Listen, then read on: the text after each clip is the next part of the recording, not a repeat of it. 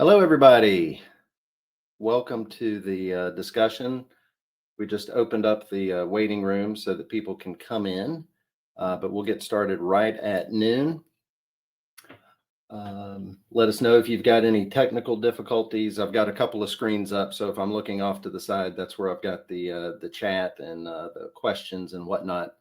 I look forward to speaking with all of you, and thank you for joining. Thanks for taking time out of your day to be here live. You will be getting a replay link. So if you have to cut out, that's totally fine. We'll be sending a replay link out to you within the next couple of days, within the next week for sure. And have the chat up off to the side. And Val Uhouse with EB Medicine will be monitoring that and can answer any specific questions as we're going through. But if you have any technical issues, you can try refreshing your page, restarting the app, or opening up a new browser and starting over. So where's everybody from? While we're waiting, drop in the chat. Where is everybody from? I'm in South Carolina, right smack dab in the middle outside of Columbia. But where's everybody from? Imagine New York, Rome, Georgia, Baltimore, Massachusetts, Toronto, New Jersey, Oklahoma, Lexington, South Carolina. Hey, Liz, good to see you. Charlotte, North Carolina, my old stomping grounds, Miami, Louisiana, all over, Atlanta, Charlotte. Awesome. Welcome, everybody. Thank you for joining, and we'll get started here in about a minute.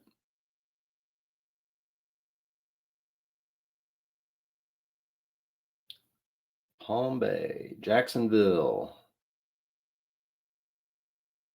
Awesome.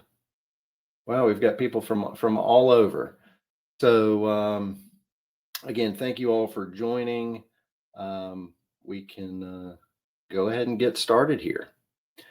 So this talk today is 5 tips that will change your practice when it comes to managing lacerations in the urgent care setting. Actually, I think there's quite a few more than 5 tips, but hopefully each of you will be able to take at least 5 of these tips away with you, and really hopefully get something useful out of this. So my name's Patrick O'Malley. I am the creator of the Laceration Course, the course director, and I'm actually the moderator and the host for today's webinar that is brought to you by EB Medicine. A little bit about myself. I'm a practicing emergency physician in South Carolina. I've grown up in the Southeast. Did my residency in emergency medicine at Charlotte at Carolinas Medical Center, who some of you Charlotteans are familiar with now, Atrium Health. And for the past 16 years, I've lived in South Carolina. I've worked in a variety of emergency departments, and so urgent care settings as well.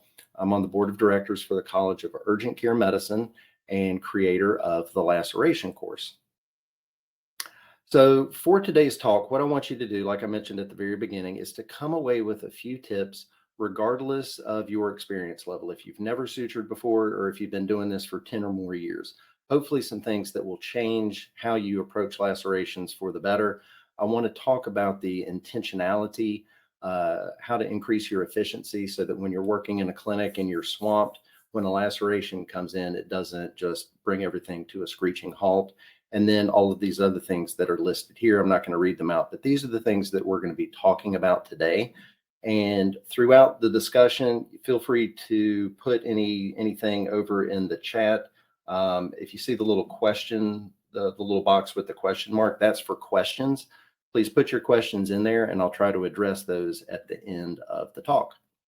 So we're going to have about 45 minutes to go through, talk about this stuff, then have a Q&A.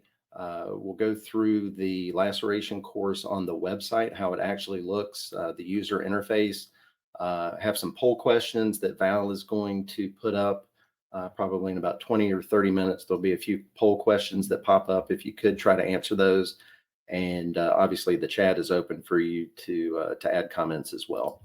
So with lacerations, it is not possible to learn everything that's needed to know about lacerations in a 45-minute discussion. You've heard the term the tip of the iceberg. Well, this webinar is kind of that tip of the iceberg, and everything else that you need to know is underneath. But I think that this will serve as a great introduction and hopefully get you really excited to want to learn more, to increase your confidence level so that you can keep these patients in urgent care and not sending them out to the emergency department.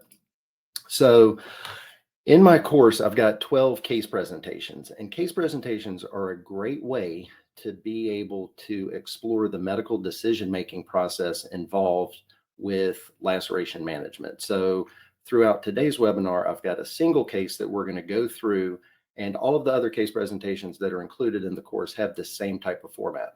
So the presentation, this is a patient in her mid-70s who came to the emergency department. This is definitely a patient that we could see in the urgent care setting. And she was getting out of her car, the car door slammed, and she had this 8 to 10 centimeter laceration along the anterior aspect of her lower leg. You can see a couple of things, and this is what I want you to do. Once you see a wound in your clinic, start thinking immediately, how am I going to care for it? What's needed?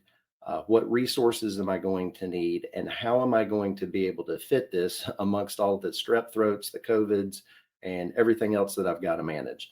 So start thinking early on how you're going to address everything and what you're going to need. All right, so the first part is just some basics. Your approach to lacerations. We're going to talk about sutures and the instruments and introduce the digital block. So when I work with medical students or PA nurse practitioner students or somebody who hasn't sutured before, I really want to talk about just the approach to the laceration. You have to be intentional. Again, you're in a busy clinic. You've got a patient that comes in. How are you going to manage this? So already start thinking ahead on what you're going to need. You see a patient or somebody from the front office calls and, hey, we've got a lac that's here. What are you going to need? Can you apply topical LET to the laceration to be able to start the anesthetic process? Whenever the patient gets in the rooms, of course, you want to go through, make sure there's no other more serious injuries, find out what happened, ask them about their tetanus status. But when I take a look at the injury, within 5 seconds, I know what I am going to need, what supplies I'm going to need, if I need to order any x-rays, and then I'm going to leave the room. Of course, I do my exam, I get the history and all that. And I'm going to go and get everything that I need from the supply closet. For me, it's a lot easier just to go ahead and get it myself so that I know that everything I'm going to need is going to be in the room. I can draw up the anesthetic, go in, anesthetize the patient. Then that buys me a little bit of time. I can go chart. I can see another patient. I can follow up on some lab results, maybe discharge a patient or two, and really kind of get a frame of reference of everything that's going on around me, so that I can dedicate the time that's needed to repair this injury. Then we're going to irrigate. If the wound is amenable to standing at the sink and running under the tap water, that's a great way to be able to save some time.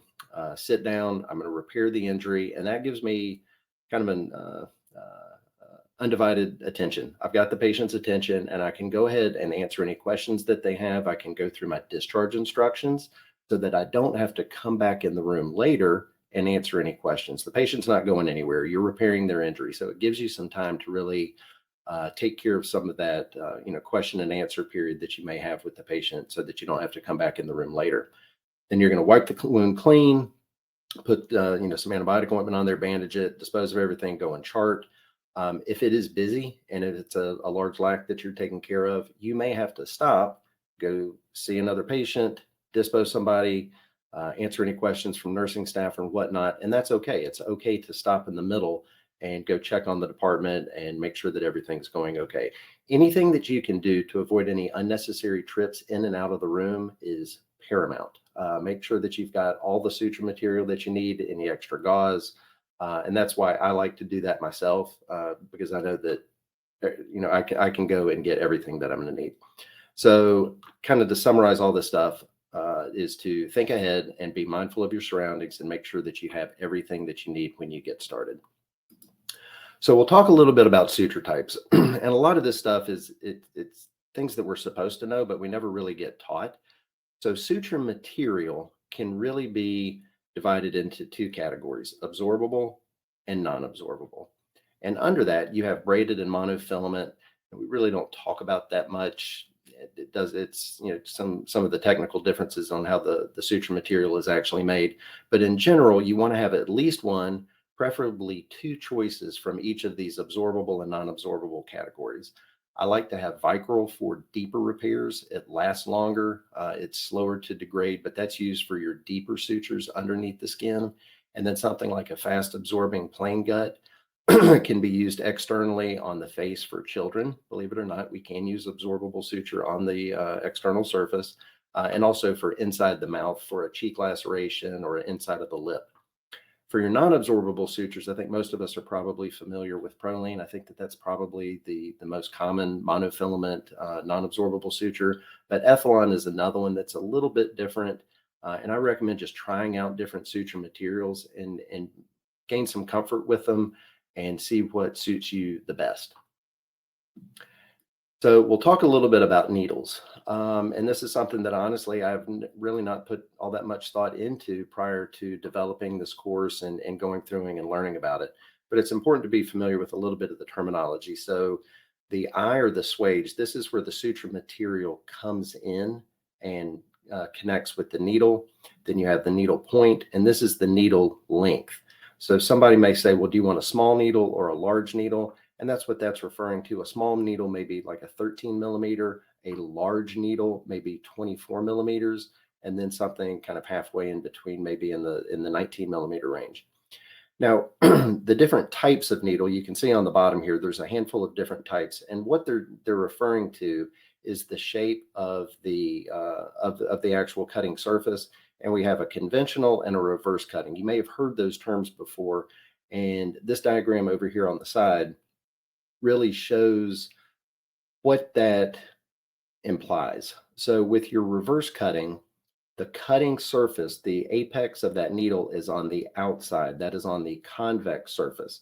So whenever the needle gets introduced into the tissue, you have a broader tissue defect over here, as opposed to the conventional cutting needle. The apex of that cutting surface is on the concave surface.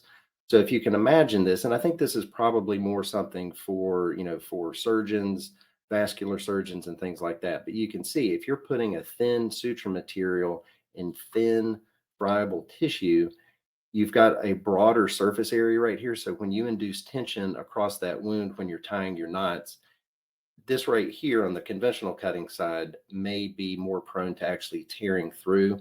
So again, this is just a little bit of a finer point, but it's something that I never learned in my training, and just wanted to share that with you. Just again, being familiar with the terminology when a nurse or a tech asks if you want a reverse cutting or a conventional cutting needle.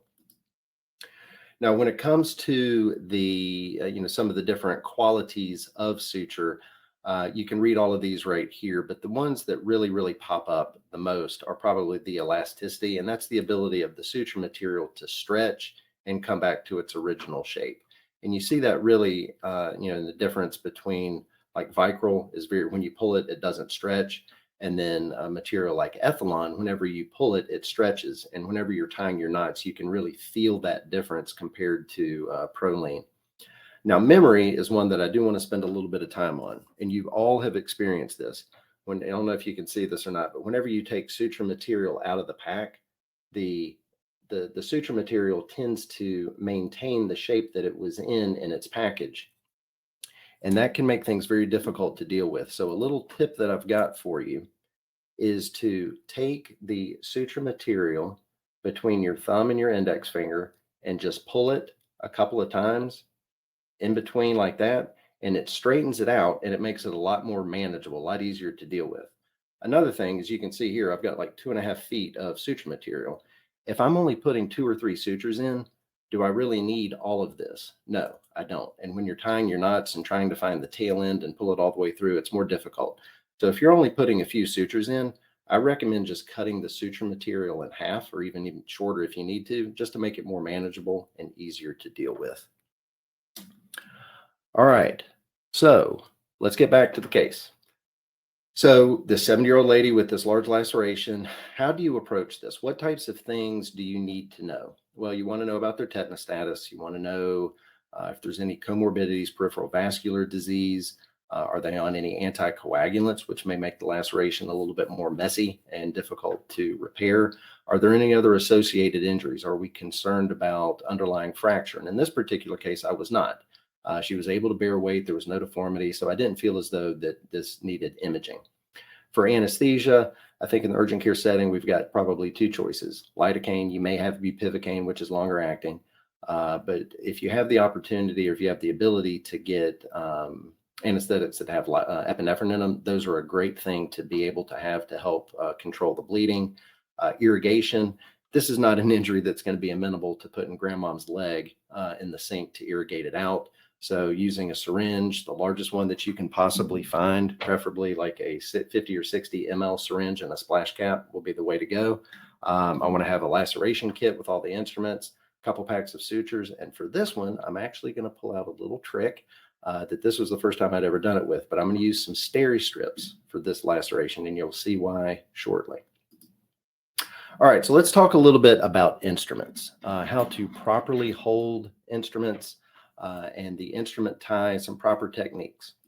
So I mention this because I see a lot of people in some of the workshops that I do, people who have been doing this for a long time, they still do things incorrectly, and the job still gets done, but it makes your life a little bit easier when you know some of the correct techniques with holding your instruments. So we've got your needle driver, and I do want to call out the importance of having good quality instruments that function like they should. It really does make a big difference. But you really want to view instruments as an extension of your hand. And when you're holding the needle driver, you're going to be using your thumb and your ring finger, and you're just going to be inserting that most distal phalanx into the eyelets. You don't want to jam your fingers all the way through like this. You want to be able to comfortably hold them and be able to lock, engage, and disengage the locking mechanism so that when you're holding the needle, you can actually take your fingers out and have your index finger more distal to be able, to have finer control of the instrument and the suture material. When you introduce the needle into the skin, you're wanting to use kind of like a rolling mechanism or a rolling motion, almost like you're taking a doorknob and just kind of turning it. The next and most important instrument is the tissue forceps. Now we're going to be using these with our non-dominant hand, so it does take it. It's a little bit awkward at first, but you're going to be grasping these in between the thumb and the index finger. And the importance of the tissue forceps, there's several. One, we want to be able to use these, as their name implies, to handle tissue. You want to be able to stabilize it. You can actually, kind of present the tissue to the needle, and it just makes it a lot easier when you've got good control of the tissue with your tissue forceps. You can also use these to reposition the needle, help pull it through the tissue. And if you're just starting off with this, I want you to really, really focus on proper technique and trying to grasp the needle with these things so that you're not grasping the needle with your finger and you get an accidental needle stick. Now, body mechanics are important. Make sure that you position the patient and the laceration in a good way so that you're not having to contort your body and get in difficult angles. So making the instruments work for you and proper positioning of the patient. Lastly, down here in the right lower corner, this is the area that you want to grasp the needle in between, like 25% to 50% down the length of the body of the needle. This is where you want to grasp the needle whenever you're grabbing it with the needle driver. So knot tying, again, this is something that may seem a little bit basic, but again, with the workshops that I do, I see people who do this incorrectly. So what we're trying to do is get a squared knot. We're trying to create a knot that will be nice, snug, and secure so that it doesn't unravel. The first throw is going to be 2 wraps around the needle driver. You grab the tail and you pull it across, and then each subsequent throw is 1 wrap, grab the tail, and pull it in the opposite direction. The image on the upper right here shows the path of the 2 ends of the suture thread, and they should go in opposite directions so that when you pull it nice and snug, it comes down nice, secure, tight, and squared off so that it doesn't unravel. And what I see a lot of people doing is what we see on the left is incorrect. And this is when you're basically just taking the tail and pulling it in the same direction every single time. And basically all you're doing is you're tying loops around this singular thread here, and this is much more prone to unraveling, as is seen here on this image. This is done incorrectly, and you can see these spaces in between. That's much more likely to unravel, as opposed to the proper technique, which is nice and snug and is less likely to unravel. All right, so that's just some of the basics in terms of tying your knots and going through some of the proper techniques. Now, digital blocks, and you can put down here in the chat. Have you ever done a digital block? What type of technique do you typically use? Would love to hear from you on this. Traditional teaching usually involves a 2-injection technique where people will put an injection on either side of the finger. And what we're trying to do is infiltrate these digital nerves. You have the dorsal digital nerve and the volar digital nerve on both sides. And that 2-needle technique does a great job with that. The problem is that it's 2 needle sticks. It is more painful and it's a little bit more time consuming. So what I want to talk to you about is this transthecal nerve block. I just learned about this 2 years ago, and I've done this exclusively since then, and it really does make a big difference. It's a single injection, and the landmarks for this are very, very, very simple. And I think I've got this labeled inappropriately, the intrathecal. It should be the transthecal. So what we're doing is we're taking our anesthetic, probably 3 to 4 mLs, and the landmark is the volar palmar crease at the MCP joint right here. So what I'm going to do is I'm going to take my needle and I'm going to go in at like 45 degrees right there.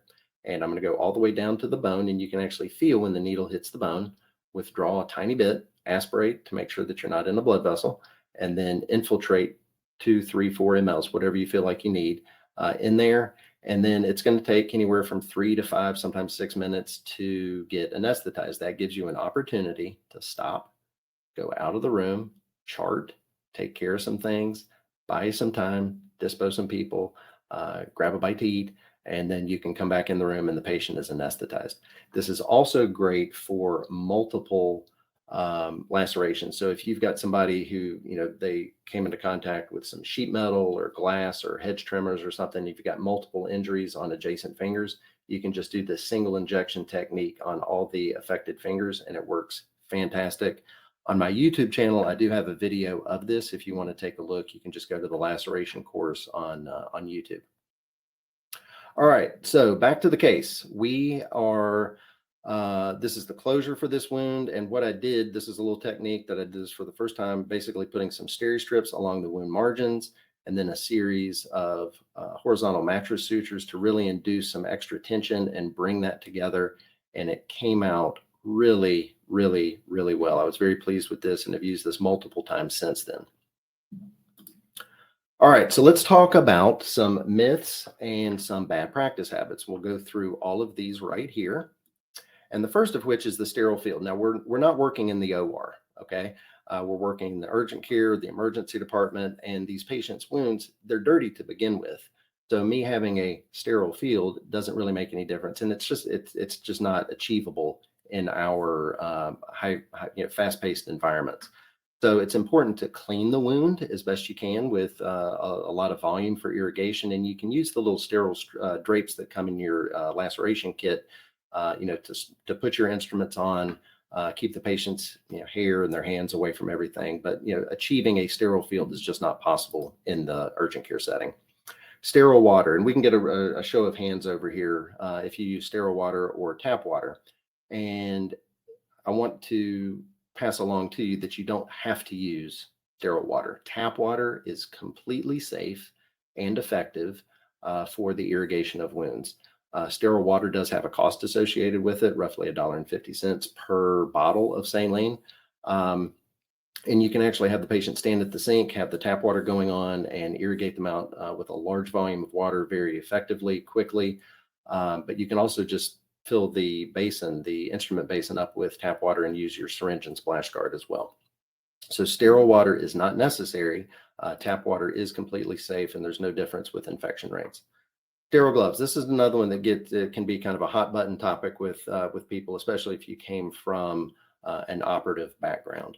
Sterile gloves, if you like them because of the fit, or you feel like you need to put on that show aspect for a patient, that's totally fine. You can definitely use sterile gloves, but the evidence does not support mandatory use of sterile gloves. Clean gloves that come in the box are safe, they're effective, and they're a lot cheaper. And you can see the price comparison there. If you like the fit, again, if you like the fit better, that's totally fine. You can use sterile gloves, but you can safely and reliably use clean gloves without any increased risk of infection.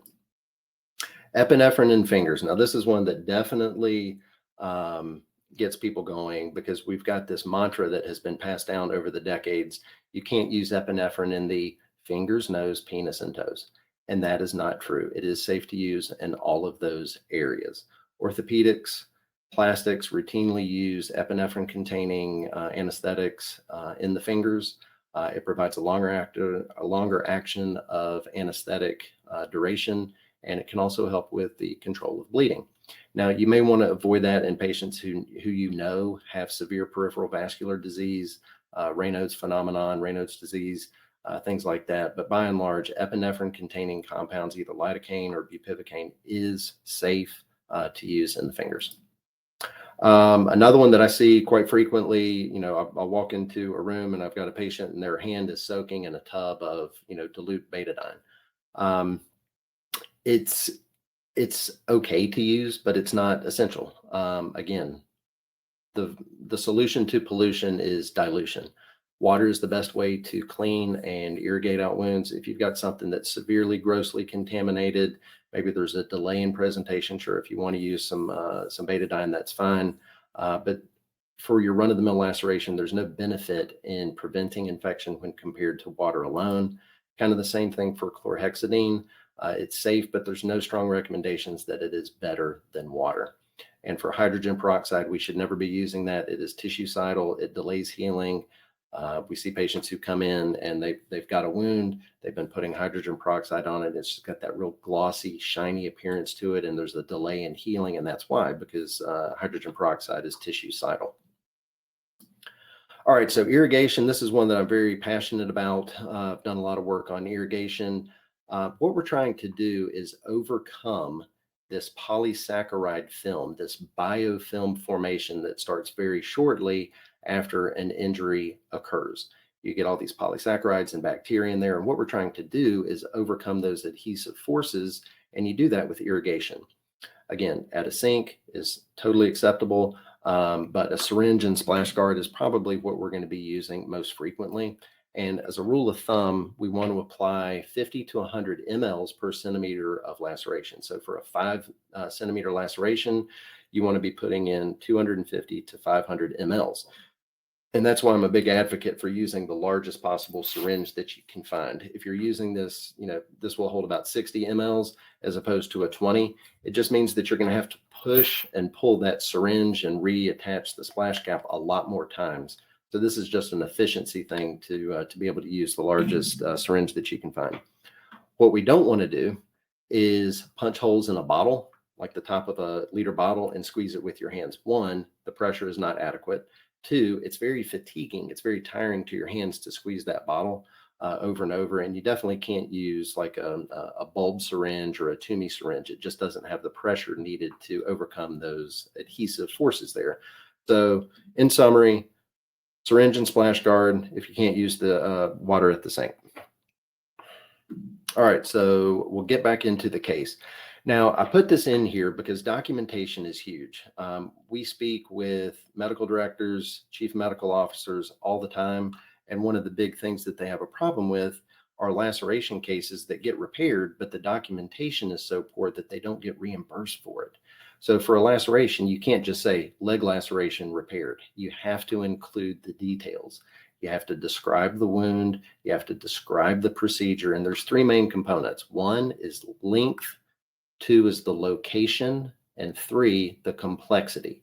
So it's very important for you to provide detail, gross contamination, significant debris removed with irrigation and tissue forceps, devitalized tissue was removed with scissors. All of those things go into play whenever the coding gets done and reimbursement gets assigned. So it's very important to have good, proper documentation so that you can get reimbursed for the work that you're doing. All right, so we're going to talk about some of the must-have products that you need to be familiar with, and I would advise you to have available. First of which is a pair of trauma shears. Now we've probably all seen these, and you can get these for $5 on Amazon. You can spend $150 and get some that will cut through, carbon tungsten and whatever, and punch out through glass windows. But really, if you just have a cheap pair of trauma shears, these are great for cutting through clothing, through bandages that patients come in with, also for cutting fiberglass splint material. Lighting is another important. I don't know about any of you, but as my eyes have aged, I rely very heavily on Costco reader glasses. And every room that I work in doesn't have a nice fancy overhead OR light. So having some kind of a light source that you can use, and what I'd recommend, this is not one of them, this is just one for camping and whatnot, but they make a lot of rechargeable, super ultra bright LEDs. And in the emergency department, my group, we've got one. We just keep it over in the corner. We all use it and share it. But that's a great thing to have, because if you can't see what you're doing because of poor lighting, it makes it a lot more difficult. The next is a ruler. Now, I don't think that any of us are going to walk around with a grade school ruler, plastic ruler in our back pocket, but there are several things that you do have easy access to. And the reason that we need these is for what I just talked about with the billing and coding. You need to know how long the laceration is, what the length of it is.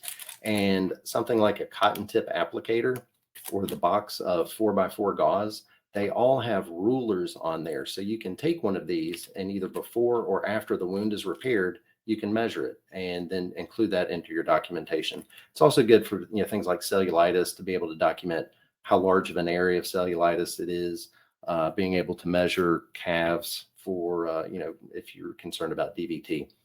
So having some kind of a ruler, some way to be able to provide some measurements. Cyanoacrylate is the next thing, also known as glue, trade name commonly referred to as Dermabond. There are other companies that make it, but cyanoacrylate is a great thing for you to be familiar with and comfortable with. Lots of lacs are amenable to glue for repair. Biggest thing is that it has to be in an area of low tension. If it's actively bleeding, it makes it more difficult. So that is really a wound closure technique that comes down to wound selection and making sure that you're using it for the appropriate wound. Staplers are another one that I'm very passionate about. And I recommend that you use the high quality surgical stapler as opposed to the little ones that you use with your finger. I just find those to be wobbly, more likely to fail. So the cost difference is really nominal when you're using these versus the little finger ones. And if you can use these, a lot of wounds are amenable to sutures or to staples. You can't use it on the face, the hands, the fingers, and the feet. But by and large, anywhere else, especially on the scalp, having staplers are very important. Steri-strips and benzoin. As we mentioned with this case presentation, you saw how that was able to be integrated, but also for like skin tears and things like that. Steri-strips and for other wounds that are under very low tension on the face, for kids, anything that you can do to avoid needle sticks is very important.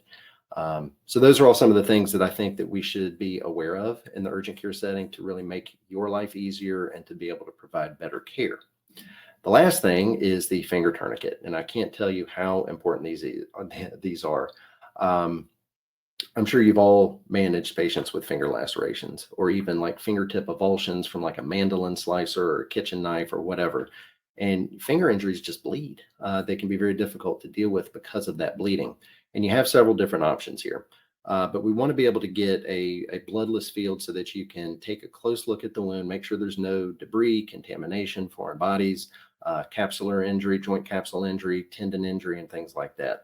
So you've got these, commercially available from a handful of different sources. They're cheap, they're easy to use, but you can also take a glove, as this image right here shows. You can put a glove on the patient's hand, and whatever finger is affected, let's say it's the index finger, you basically just snip or pull the tip of that glove finger off and roll it all the way down to the base of the finger, and you have a tourniquet. All we're trying to do is overcome the arterial pressure in the finger. We're not trying to squeeze it to death. So you want to be careful about how much pressure is being applied, because there are plenty of case reports of too much pressure applied and you end up with some nerve injury there. The other important thing is, if you put a finger tourniquet on, it is your responsibility to take it off. It's not the techs, the nurses, or the patients. It is your responsibility to take it off. If you do a quick Google search for finger tourniquet, you'll see numerous case reports and pretty massive lawsuits of tourniquets that were left on fingers and patients ended up with a dead finger. So finger tourniquets are important to use, but it is your responsibility to take them off if you put it on. All right, so follow-up. Follow-up is so important, especially if you're just getting started off with this. And what I recommend is that if you repair wounds, ask the patient if it would be okay for you to call them in a couple weeks and see what it looks like, in case you're not the one that they see when they come back in for suture removal. And for this particular case, this could not have come out better. We see it at 2 weeks, 4 weeks, and 6 months. Interestingly, I got both of these pictures from, I think this picture from the orthopedic surgeon and these two from the patient. The orthopedic surgeon, who was older than I was, had never seen that technique with the steri-strip. So it just goes to show that you can teach old dogs new tricks, and that we've always got new techniques to learn to be able to provide better care. All right, so we're going to talk about some advanced techniques and how to approach some more complicated, more difficult wounds. Okay, a bleeding varicose vein. Have any of you seen these before? And I know that it can be intimidating.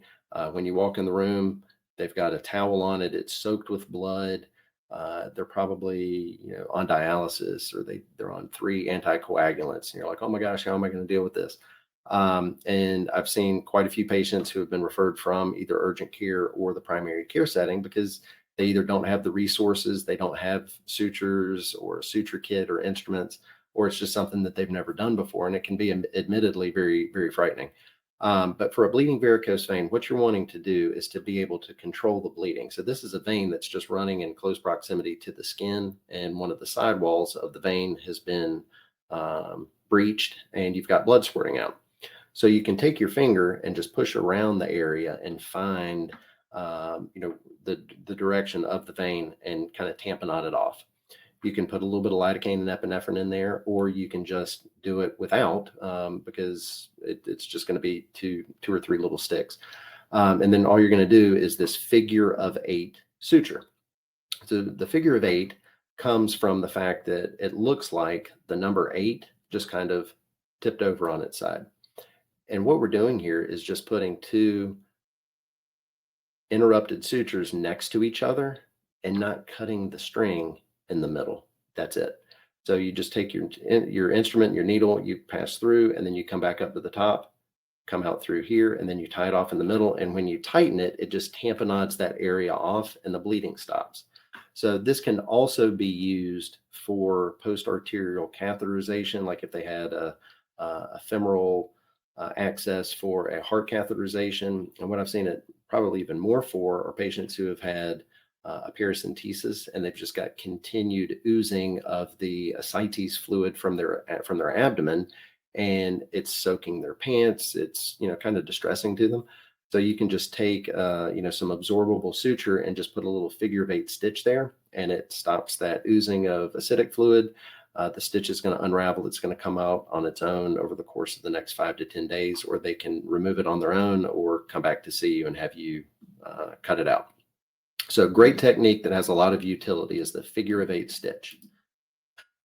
Using steri-strips, we've already talked about this in depth, but other opportunities for steri-strips would be with skin tears. That's a great way to be able to put those together. Again, wounds under low tension, and they can be combined with both glue or sutures. It's just, if you're combining it with glue, it's a great way to provide a needleless repair and providing some extra strength by combining that steri-strip and the cyanoacrylate. All right, we've already talked about this, so I'm going to skip over this slide. This is just the one that we've talked about already from the case presentation. Now, your more complex wounds, where you've got little islands of tissue bridges, flaps, corner V shapes and things like that, parallel lacerations. What I try to do with these and what I try to talk to students and teach them is really, before you start repairing it, envision how it's going to come together. How do you think that this thing is going to come together? You can even take a picture of it, go sit down at your desk, draw it out, but at least have an approach in your mind so that when you sit down, you know what you're going to start off with. Now, that plan may change. You may have to do things a little bit differently, but really, I encourage you to come up with an approach to tackle that wound before you get started. And some of these may require debridement, loss of tissue, removal of tissue. So you may end up having somewhat of a combination of interrupted, subcuticular, and mattress sutures. But these are a lot of fun to repair. So if you have some of this knowledge and some of these different techniques at your disposal, you're going to be surprised at how many more lacs you can take care of confidently. The parallel laceration, this one is really just very rewarding to be able to put together. And essentially what this is, this may be from a self-mutilation, it could be from an arm going through a window, a fall, whatever. But whenever you have these injuries that are in close proximity and you've got these intervening tissue islands or tissue bridges, it poses a difficult kind of a dilemma, because you can't put a ton of sutures into these tiny things because it will end up strangulating the tissue. So this is basically just an extended horizontal mattress suture. And this is where the importance of your tissue forceps comes into play, because you want to be able to stabilize these little tissue bridges and thread the needle, suture needle and thread all the way through, come out distally, and then back all the way through, and you tie it off. And you can put several of these in parallel or in close proximity to be able to bring these together. And I've got a couple examples here. This is another case presentation that I have in the course. This is a tractor versus a foot. And this little area of tissue on the proximal end of the wound really wasn't amenable to putting sutures across that. So I just used my tissue forceps to stabilize things, kind of ran that through the dermal layer, came across, and then all the way back through and tied it up at the top. Here's another one where we've got an eyebrow laceration. You've got this little area of tissue right here in the middle. And what I was able to do is this kind of modified extended horizontal mattress suture from here through that little tissue bridge across and then back up. And overall, this came out very well. So the last little part are the corner and V Y-shaped type lacerations. We see these not infrequently, from a wide variety of different wound mechanism of injury. But the approach is going to be very similar for all of these. These can all be looked at as somewhat of a modified horizontal mattress stitch, where one portion of the suture is going to be buried in the dermal layer. So for this corner flap, we want to exit out of the dermal layer and then use your tissue forceps to stabilize this flap-like area and run the needle and thread through this dermal layer, come out close to where you started and tie it off. And essentially what you're trying to do is you're trying to bring that tissue in close proximity, and then you can go out and repair the remaining sides. Same principle if it's a Y-shaped or an X-shaped laceration. Again, the principle and the approach is the same. You're wanting to bring the apices, all the different apexes or the apices of these wounds together in the middle. And you can do that with a single stitch and not strangulate those little tiny tips by grabbing that tissue through the dermal layer and bringing it all together. So that kind of wraps up all the little tips and tricks. We're going to wrap up this case discussion, and I do this for all of these. I talk about what went right, what went wrong, what I could have done better, what went really well, and ways to improve. So for a wound like this, there was no need for imaging. I feel comfortable not having ordered that. For the suture, I wanted to have a good, thick suture thread with a large needle to be able to take big bites. Biggest concerns would be risk factors, comorbidities like peripheral vascular disease, anticoagulation, if they were on chronic steroids, all things that may increase the risk of infection, which brings us to the topic of antibiotics. Whenever there is, wounds on the lower extremities, older folks, anything that may, any immune mediating type medications like steroids, you want to consider providing antibiotics, which I did for this patient. You want to be able to help them arrange close follow up. I called the orthopedic surgeon and arranged for an appointment. And another thing for this particular type of wound on the anterior aspect of the tibia is providing a knee immobilizer and crutches, because if they start bearing weight on that and using their foot to walk, it's going to put a lot of pressure on it and may make those sutures tear through. So providing a knee immobilizer and crutches was very important. So all in all, I think this one came out together great. There wasn't really anything that I could have done better. I learned a new trick, and I was able to teach an orthopedic surgeon that same trick. So that wraps up all of the clinical discussion here. And let's take a few minutes for any Q and A here. So I see 9 questions. And let's see. So one here, Douglas Page, videos on these techniques. Yes. Most of these techniques that are all demonstrated are included in the laceration course, and you get CME credit for it. Those are all included in the course. And again, with that QR code menu, all of these different techniques are demonstrated for you to get some experience with. So we'll go to the Q&A. All right. I use the transthecal method for volar lax, hesitant to try it with dorsal lax. So is that like on the finger? Great question. And regardless of where the injury is on the finger, that single, volar injection technique is going to anesthetize the entire finger. It works very well. I think I've had maybe one where it didn't, and I had to go back in and maybe just apply either, injection of anesthetic directly into the wound, or maybe I ended up doing the 2 injection technique after that. But for the most part, anywhere on the finger, it works very well.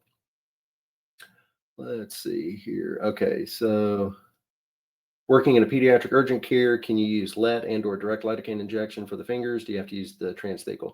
Now, you can use LET pretty much anywhere. It's safe to use.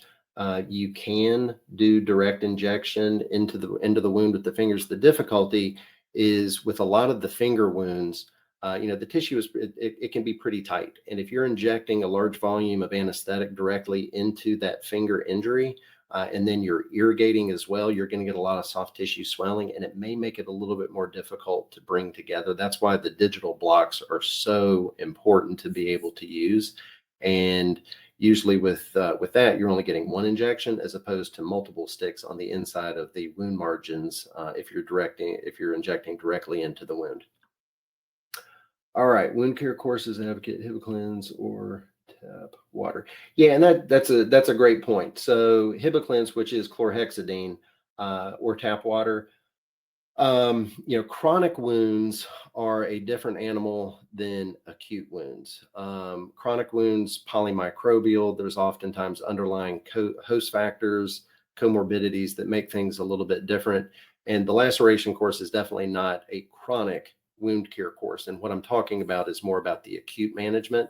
But yes, Hibiclens or tap water, both are safe, but really no significant difference in infection when it comes to the management of acute wounds.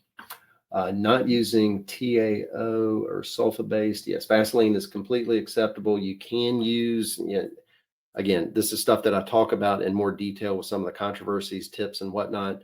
But Vaseline is acceptable to keep that wound moist and hopefully improve the cosmetic outcome and to prevent wound dehiscence and things like that. You have a template for laceration repairs that includes layers and structures. I can't say I'm the best with identifying those because of fascia deep. How important? So if you're going to be putting deep sutures in, I think just documenting the fact that deep sutures were utilized to close deep space to bring the deeper layer close together is more than appropriate.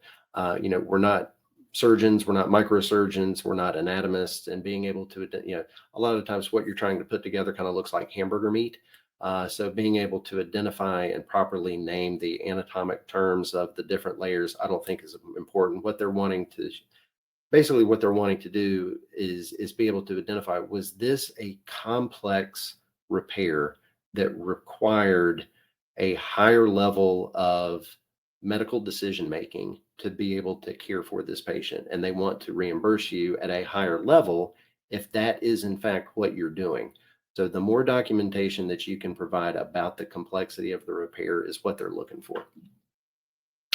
All right. Let's see. In the urgent care setting, can you bill for an office visit and the CPT code for the laceration on the same visit? Feedback saying we can't bill for both if the patient came in for a laceration repair. That is a great question. I am not a certified billing and coding expert. I would defer that to them.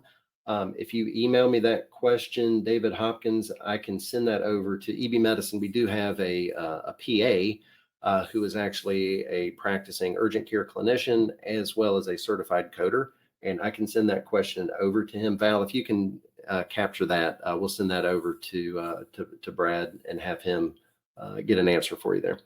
Why only 7 sutures for that big lag lac? Great question. That's another beauty of the horizontal mattress stitch. Essentially, you're putting 2 sutures in the time that it takes to do 1 interrupted suture. So you're covering a larger surface area with each horizontal mattress stitch, and it allows you to apply a lot more tension to that wound to be able to bring it together. And that's another reason that I like to use the horizontal mattress suture a lot, because it's so fast, it's efficient, and you're able to cover a lot of ground more quickly. I hope that makes sense. It's a big time saver. Facial lacerations, best suture type to use. Again, there are options. Typically what we use for facial lacerations is a finer suture material. I like to use 6.0 Prolene for the most part. There is more research and more advocacy. I spoke to one of my colleagues down at the teaching hospital, and they routinely use absorbable suture like chromic or fast absorbing plain gut for facial lacerations in kids so that they can avoid that return visit. I have done that several times myself. It's not a practice that I've completely adopted yet. I need to try it out a little bit more and get some patient follow-up just to kind of look and see how it did. But for kids' facial lacs, Dermabond steri-strips, or either absorbable or non-absorbable small thread like a 6.0 type suture thread would be very helpful for facial lacs in kids. The steri-strip method is done. Okay. Is one able to see how the steri-strip method is done in more detail? I don't think I've got an actual video of everything being done with that. But it's pretty simple and straightforward. If you join the Facebook group, maybe that's something I can do, is just do a little live video sometime about how that's actually done, and I can demonstrate that. So I'll mention the Facebook group again here in a minute, but yes, we will put something together for you. Using tissue adhesive glue to close a dirty wound or a wound at high risk for infection, sealing in infection. Yeah, that's a great question, Mike. Off the top of my head, I don't have a definitive answer. I think if you've got a grossly contaminated wound, using Dermabond, there is that risk, because with sutures, the tissue margins are still somewhat, they're brought together, but there is a way for drainage to take place. If you've got a grossly contaminated wound and you're concerned about infection, I think that you kind of answered that question yourself. And that would be one that I would probably avoid using Dermabond for. That's a great question. Transthecal technique good for toenail removals. Good question. And I have used, fortunately, we don't see a whole lot of toe lacerations. And in my practice, I don't remove a whole lot of toenails, but you can do the same approach on the underside of the toe and just do that single technique. I've done this, I think, maybe 3 times. It worked twice. It did not work on one of them. But in theory, the same technique could be used for the toes. I would say try it out. And if it doesn't work, then you could then go back to the traditional approach or even a ring type block and apply anesthetic all the way around the toe. Post suturing dressing left on before the wound can be left open to air. That is open to discussion, and you'll see a lot of different interpretations and a lot of different recommendations. What I typically tell people is to keep either the Vaseline or the antibiotic ointment on for 24 to 48 hours. They can wash with soap and water, and continue to put the Vaseline on it for several days. Some people are just a little bit hesitant with having a big bandage on, and they just want it to keep it open.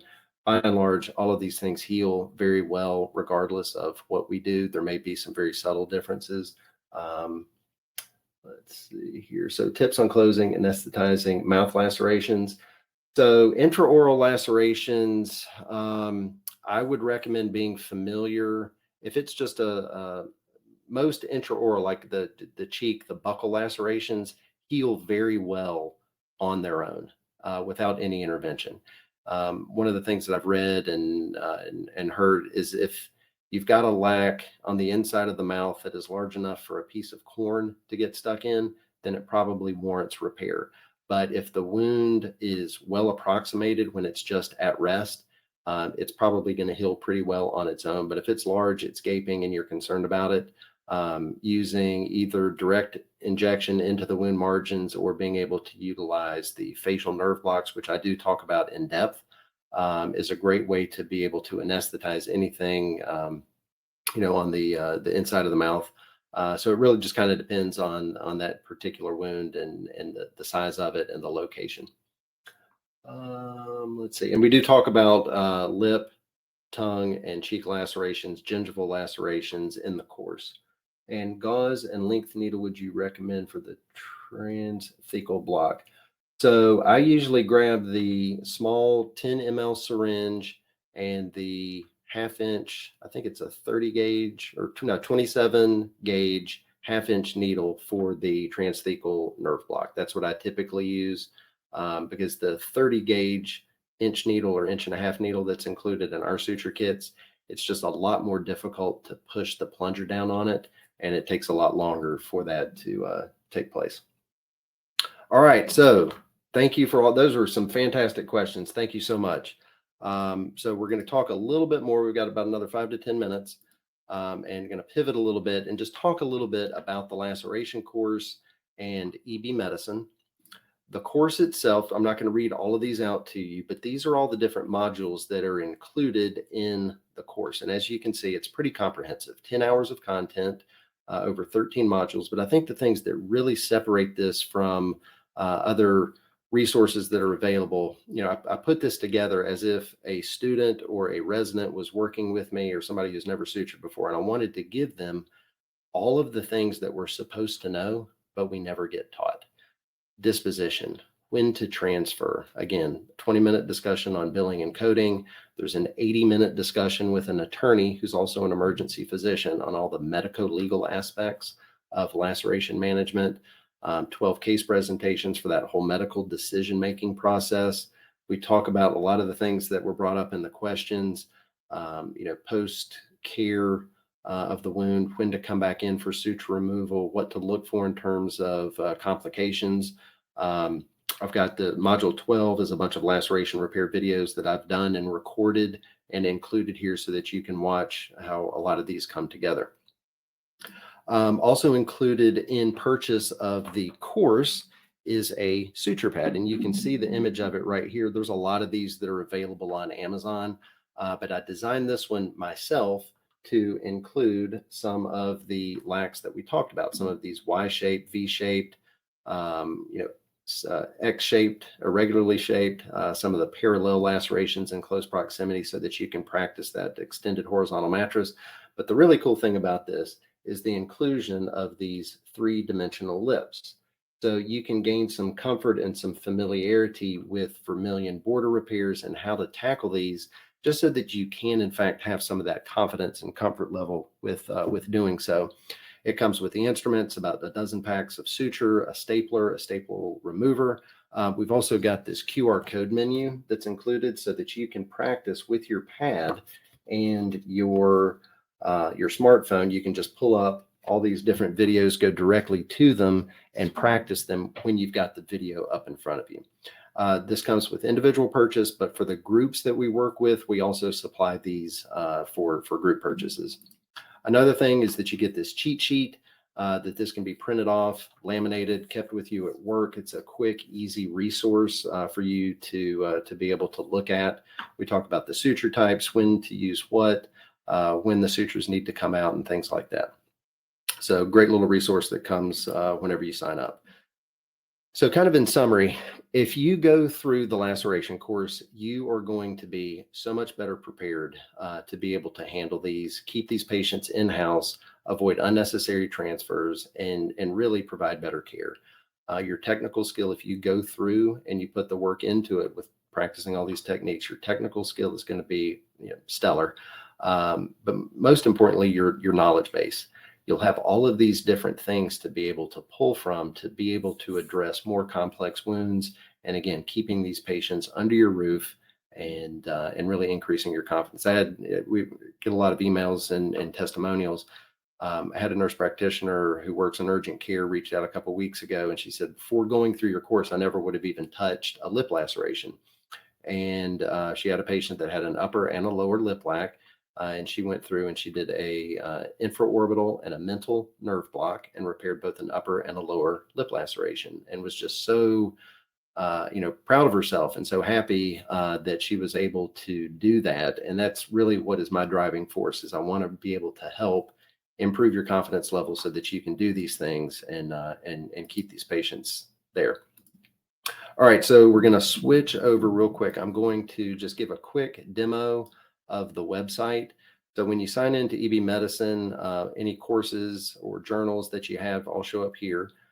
We've got a great EKG course from Jen Carlquist, who is a practicing cardiology and emergency PA. But you click on the laceration course, and all of the modules are visible right here. So you can just pick whichever module you want to start on, and we'll start here at number 1.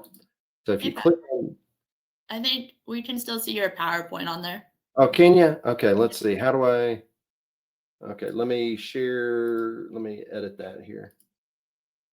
Screen. Okay.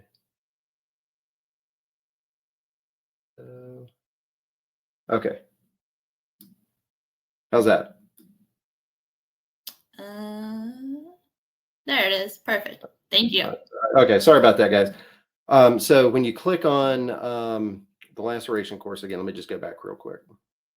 All right, so again, you can see all the different products that you have available, and then you click on the laceration course. These are all the different modules. It shows you which ones have been completed and where you've left off. So we'll click on module 1, and just like with other online learning applications, you can enlarge the screen, you can change the speed. But what really makes this, I think, unique is that you can download the audio. So if you're watching this on your phone, you can download the audio to your phone and you can listen to it while you're on the go. You can also download all of the slides, print them off, take notes if you would like. Throughout the course, I've got about 70 or so hyperlinks that take you to additional reading. So if you've got a colleague who doesn't believe you about the epinephrine, I've got a handful of references throughout the course about that. So each of the modules down below, you've got links that are mentioned in this module, and you can click on these. So let's say you wanted to get more about the CDC recommendations for tetanus. Well, you just click on that and it opens up in a separate window, and you can take a look through and see what that is talking about. And then you just click back out of that and it takes you to the module. And then whenever you're done, you just mark it as complete, and then you can go on to the next one. So you see all the different modules that are included just on as on the slide, a few slides back. Laceration repair videos. These are some repairs that I've actually done and recorded in the emergency department, all with patient consent, of course. And we talk about the laceration kit, everything that's in there and what you need to be familiar with. Fracture to the foot, a chin laceration, finger, parallel lacerations with a cadaver, a bleeding varicose vein. So we've got a handful there. And then practice suture kit videos. Those were all with a suture pad, and just kind of going through and demonstrating some different suture techniques. All right, so that is the website. Very easy, good, nice, easy to use user interface. So let me click off of that. All right, and then let me share my screen again. All right, so that's the website demo. If you are interested in purchasing the laceration course, we do have a discount code that you can use for being an attendee of this webinar. Just use code webinar, and that will give you 20% off of the laceration course. And again, it comes with all those things that we mentioned earlier, the QR code, the cheat sheet, and the practice suture kit. We'll talk a little bit about EB Medicine as a whole, as a company, and some of the other resources that they offer. I know that some of you practice emergency medicine and may find some significant benefit from their emergency medicine practice and pediatric emergency medicine practice. If you're working in the urgent care setting, evidence-based urgent care is an amazing journal. There's 16 issues or so that have been released. Each month, it's a deep dive into a single topic, and it has pediatric specific content, billing, coding, charting tips, clinical pathways, medico-legal aspects for that particular entity. And it's really just a phenomenal journal that's modeled after their emergency medicine content that has been around for over 20 years. Now, for onboarding, we work with a lot of urgent care groups. And if any of you are, the decision makers or the medical officers, medical directors, please reach out to us. And we'd love to talk with you about how our educational resources could be of benefit to your team. And for onboarding education, the urgent care EKG course and the laceration course, or even people who have been working for a while, they may not feel comfortable managing lacs. It's a great resource for them to be able to get up to speed and increase their confidence. The Facebook group that I mentioned earlier would love to have everybody who's watching now to join in. Join the urgent care. It's entitled EBM for Evidence-Based Medicine, Urgent Care Clinicians. We will be putting very regular posts up about clinical content, polls, video reels, and things like that. But we really want to have a welcoming, inclusive group for people to come in and be able to ask questions, share interesting cases, things that you've learned, and to really serve as a resource. We've got a few other people who are going to be helping moderate. Sam Ashu, who does the Amplify podcast, Tracy Davidoff, who's on the board of directors for the Urgent Care Association, and other people who are going to be able to, come in and help answer questions, but really want to get more engagement and involvement. So please join that group if you are interested. Keep your eye out for an email from us. We will send you the replay link, the discount code again, which is webinar, and our contact information. If there is anything that we can do for you, please don't hesitate to reach out. I do want to take a moment just to thank all of the regional urgent care associations, CalUCA on the West Coast, NARUCA in the Northeast, and the newly formed SARUCA, which is the Southeast Regional Urgent Care Association. And I want to encourage all of you, if you're living in one of those areas, please go to their website. Find out how you can get involved. The only way that we're going to be able to continue to promote and improve the specialty is by increasing engagement and getting more people involved. All of these organizations are working very hard on your behalf already to improve reimbursement rates, to fight for patients, to improve clinical care, and could really benefit from your engagement and your involvement. So please reach out to all of those groups. If you're a member of the UCA, by default, you're already a member of that regional urgent care association. But really reach out to them, get involved. Lastly, the Urgent Care PAC, which is a political action committee, is fighting for you and for your patients. So if you are in a position to make a donation to the Urgent Care PAC, please take a look at their website. And anything that you can do to get involved would be greatly appreciated. And so I think that kind of wraps everything up. Thank you very much. I appreciate it. I know y'all went a few minutes over. I apologize for that. Here's my email address. You can find me on LinkedIn. Follow the Laceration Course on Facebook, Instagram, and YouTube. There's the website link. and would really love to work with any and all of you. Don't hesitate to reach out if there's anything that we can do. Let's see. So how long will the course be available once you purchase it? As of right now, we've got it so that it is lifelong. However, it is going to have to be reviewed and revamped in about 2 to 3 years. But at least for the next couple of years, you will be able to access it. Any other questions? Feel free to drop them in the question box here. And let's see here. If there's any other comments. All right. So if everybody has answered the poll questions, that is great. All right. Well, thank you all so much for attending, and let us know if there's anything that we can do to help, and shoot me any questions that you've got.